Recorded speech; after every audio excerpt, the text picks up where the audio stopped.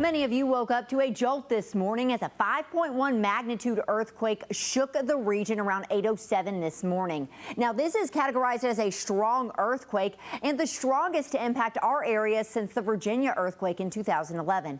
It's now the second strongest since 1900. Now, there were multiple foreshocks in that area, and those actually began on Saturday morning. So again, this was in Sparta, North Carolina. We had foreshocks beginning Saturday. And again, the strongest was a 2.6 magnitude near Sparta at 1:57 a.m. this morning. Aftershocks have already occurred and more are likely.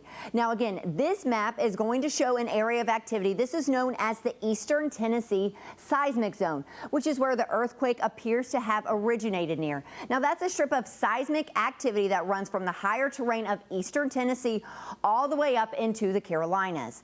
Now we do have earthquakes in North Carolina, we know that, but large earthquakes are rather rare.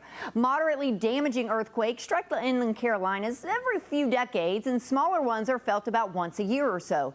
Now, most of them occur in the western part of the state, and most of them have a magnitude less than a 3.0.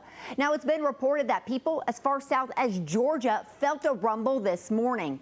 Now, that's not uncommon. Here's the reason why. Seismic waves travel farther on the east coast compared to the west coast. That's due to differences in the Earth's crust. They travel farther out this way due to the older and usually denser rocks that we have.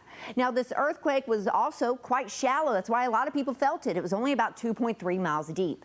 Now, the most recent to impact our area was the 5.8 magnitude earthquake in Virginia. That was back, hard to believe, almost August 23rd, 2011. So we're coming up on that anniversary. The largest on record is still the February 1916 earthquake. That was a 5.2 magnitude earthquake near Skyland. And what's already been a record year across the board, August 9th, 2020, will now be remembered for historical seismic activity.